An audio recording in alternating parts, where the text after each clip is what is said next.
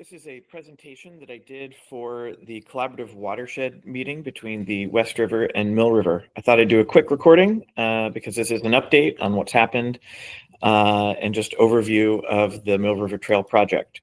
So this is an unincorporated volunteer group working with the Mill River Watershed Association. It's the fiduciary. That means they manage the money.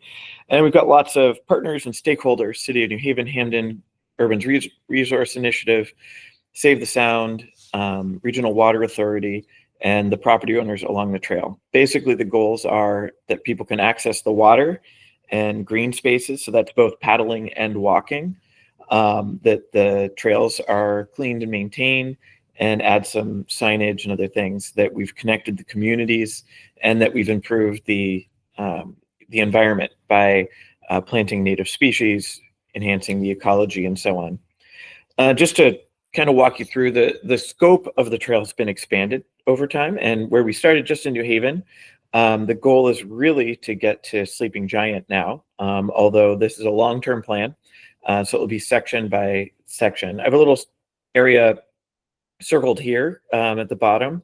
The green part would mostly be along the street right now. The circled part is an area that's like a little gap. The part in red, you see, this is coming from downtown Hamden, where it meets Dixwell. There's an existing water authority property which has access, but it's somewhat informal. It's not well signed. It's like a two-track. The Regional Water Authority has initiated a environmental assessment for having that be a trail, which really opens up the ability to be more planful and invest in that. And the property is really a beautiful spot along the river that you can see. South of Hamden, you're really back to figuring out along the street, although there might be some creative places to go. And then you see this dashed line, that's the Farmington Canal Trail. We can link up to that and use that because it parallels the river up to where we get to Lake Whitney. There's a few options for cutting through at Lake Whitney, again, taking advantage of sidewalks and so on, which we would need to plan to properly sign. And then you get down to where the Eli Whitney Museum is, and you enter East Rock. This is really the portion that we have spent the most time on. And this is a map showing a bunch of the resources along that trail. So important to think about not just the trail, but what's along it. There's a number of breweries. There's either canoe launches or opportunities for canoe launches. There's places like the Eli Whitney Museum and the Water Center and the parks, Criscolo Park and the monument and so on down there. So there's a lot of things to see and draw people's attention along the trail. So once you get through East Rock Park, you get down to the tidal gate at the Mill River. So this is a picture showing this. What it does is it is basically a one-way valve to stop salty tidal water from getting further up the Mill River. You can see behind it is the skating rink. And it really has a monumental sort of vibe with all the columns and things there. We think there's an opportunity for this to be the site of a canoe portage where people can safely go around the dam. This will encourage people to enjoy both the northern section and the more southerly section of the Mill River, just south of the tidal gate.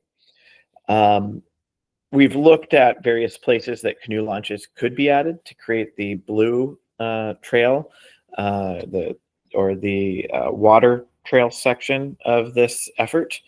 And these are in various stages of usability.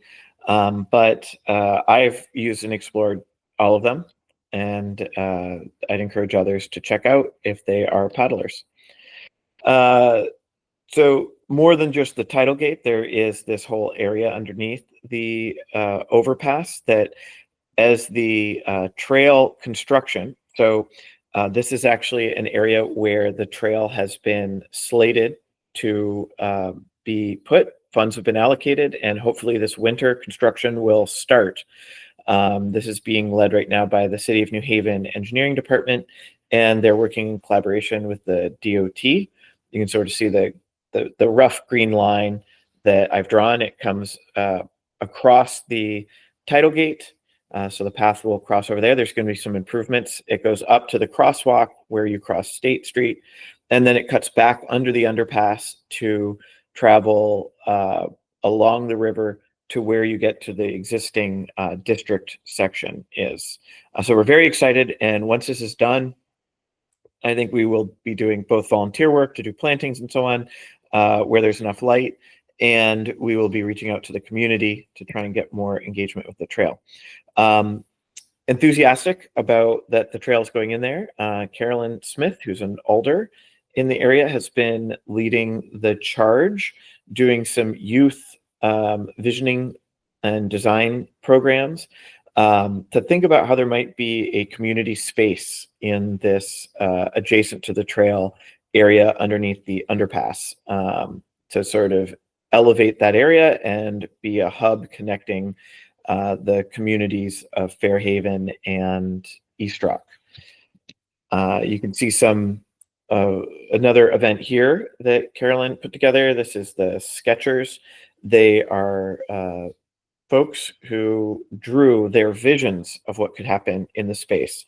All of this led to putting a Reconnecting Communities grant in with the City of New Haven. And with that, and hopefully some other grants and supports, the program and vision will be able to move forward.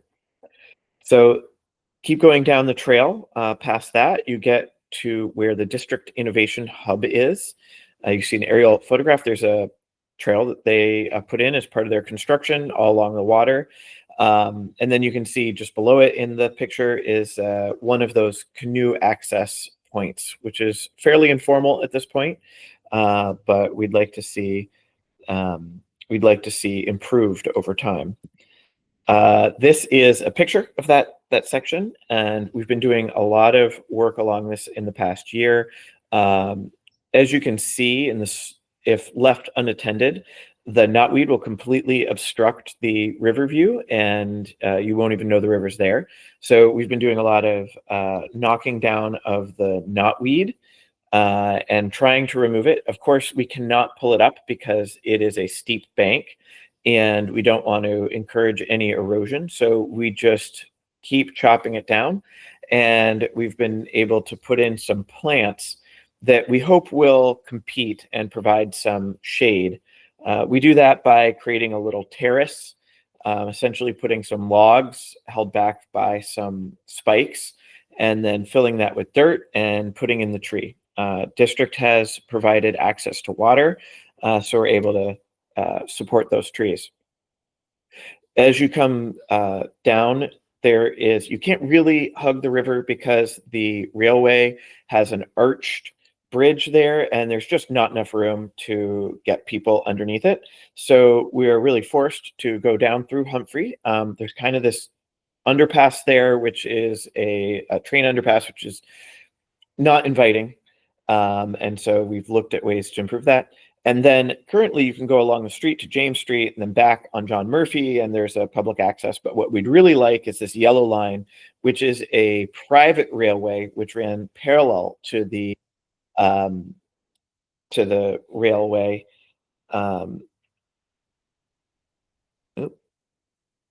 Just sorry, the Google had a pop-up.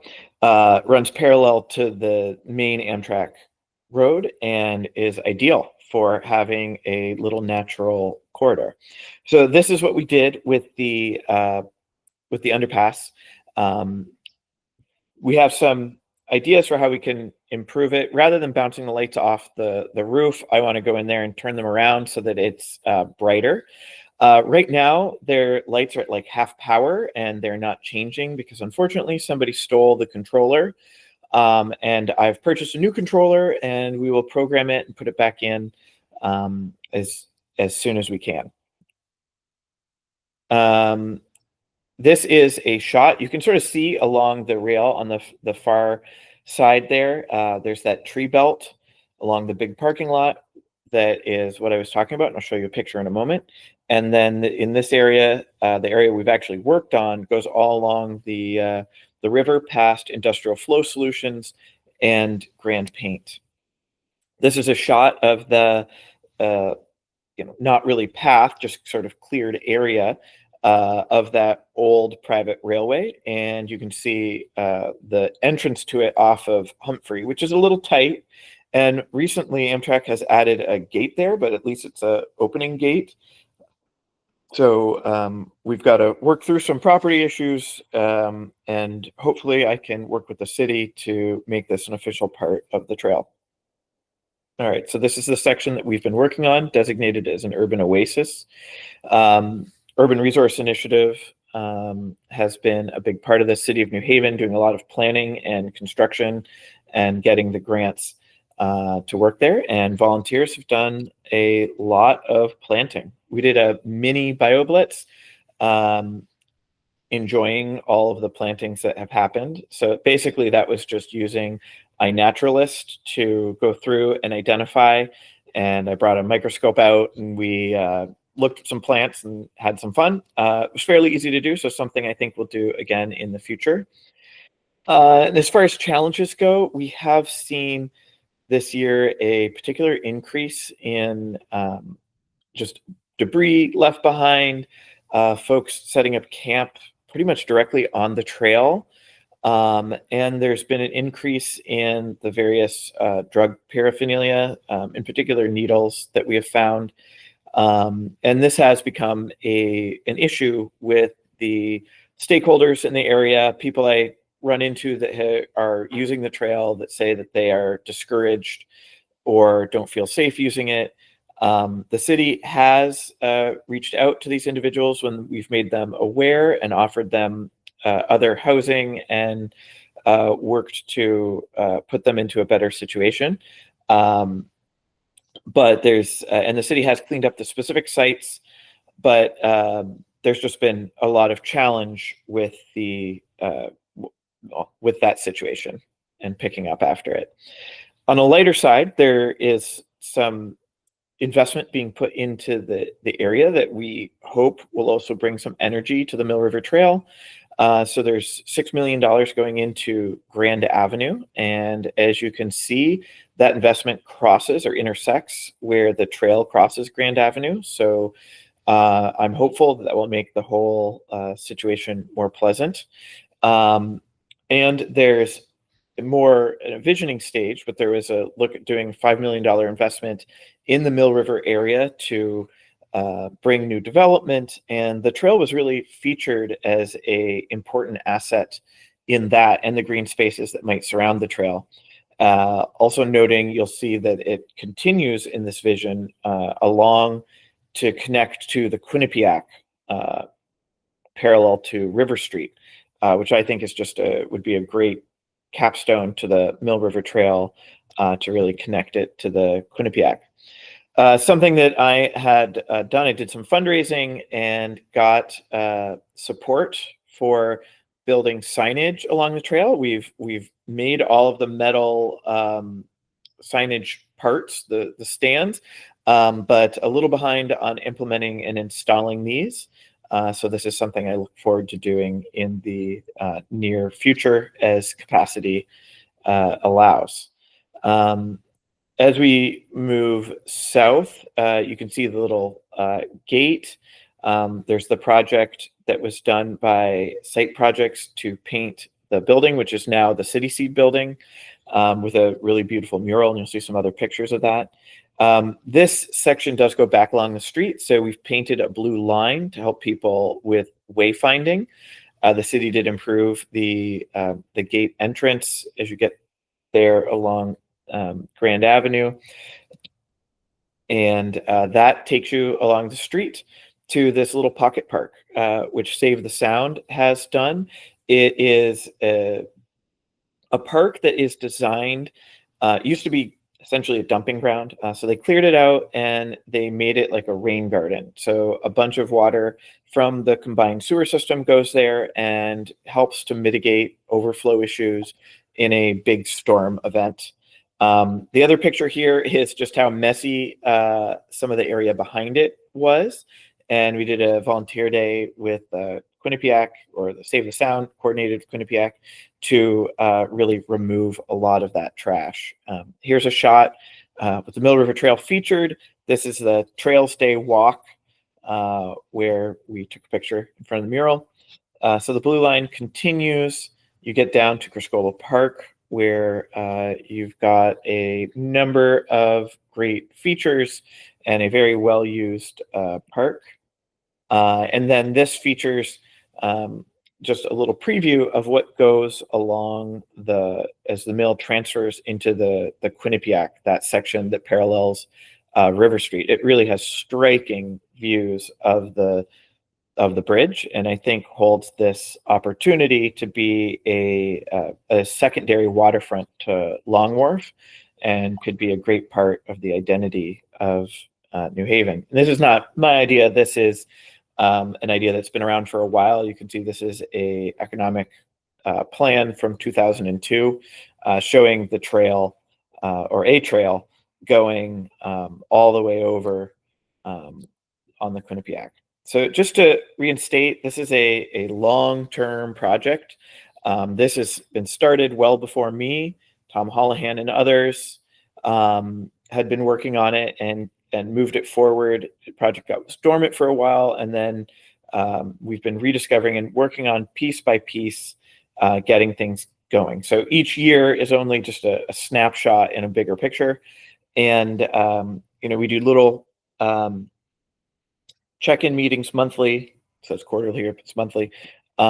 We do planting trees, the BioBlitz, do all these events trying to get awareness and keep momentum going for this trail, as larger infrastructure projects like the Underpass Park and the building that the city's going to do by district of trail move forward. And we're going to do a little year-end season celebration. You're welcome to come if it is before the 18th, and you can attend. So that's the little update on the Mill River Trail. You can learn more on the website. In the summer, we'll do weekly volunteer days, and we look forward to having you join us and make the trail better and better. Thank you.